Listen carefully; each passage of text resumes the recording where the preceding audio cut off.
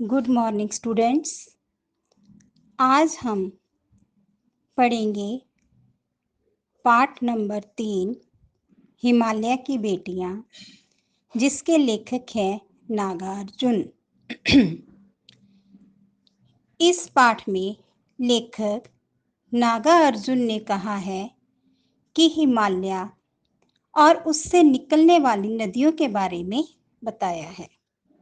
हिमालय से बहने वाली गंगा, यमुना, सतलुज आदि नदियां दूर से लेखक को शांत, गंभीर दिखाई देती थी। लेखक के मन में इनके प्रति श्रद्धा के भाव थे। जब लेखक ने इन नदियों को हिमालय के कंधे पर चढ़कर देखा तो उन्हें लगा कि ये तो काफी पतली हैं, जो समतल मैदानों में विशाल दिखाई देती थी। लेखक को हिमालय की इन बेटियों की बाल लीलाओं को देखकर आश्चर्य होता है। हिमालय की इन बेटियों को ना जाने कौन सा लक्ष्य है जो इस प्रकार से बेचैन होकर बह रही हैं। नदियां बर्फ की पहाड़ियों में, घाटियों में और चोटियों पर लीलाएं करती हैं। लेखक को लगता है कि देवदार, चीड़, सरसों, चिनार आदि के जंगलों में पहुंचकर शायद इन नदियों को अपनी बीती बातें याद आ जाती होंगी। और लेखक ने ये भी कहा है कि सिंधु और ब्रह्मपुत्र दो महानदियां हैं और इन्हीं दो नदियों में सारी नदियों का संगम होता है। कहा जाता है कि यह दो ऐसी नदियां हैं जो दयालु हिमालय की पिघलते हुए दिल की एक एक बूंद से निर्मित हुई हैं।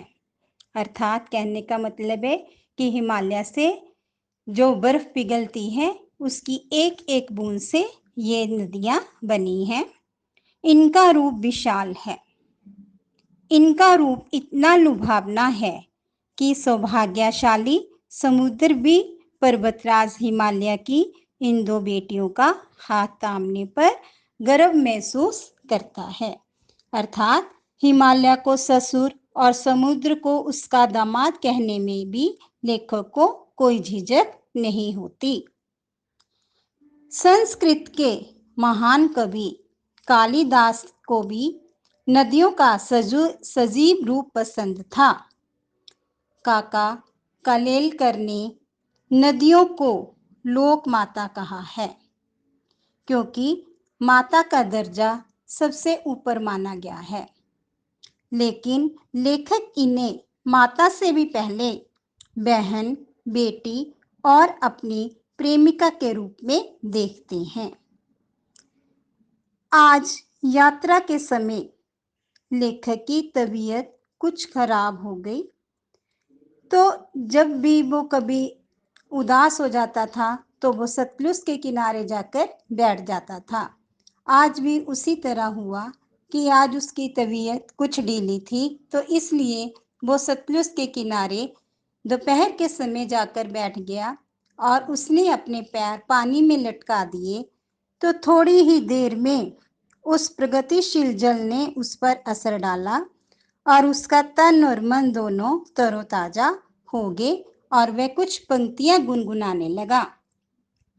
जय हो सतलुज बहन तुम्हारी, जाऊं मैं तुम पर बलिहारी। तुम बेटी ये बाप हिमालय, चिंतित पर चुपचाप हिमालय। अब आपको इस पाठ के शब्दार्थ प्रश्न उत्तर लिखने के लिए दिए जा रहे हैं, जिनको आपने अपनी उत्तर पुस्तिका पर लिखना है और उसे याद करना है। धन्यवाद।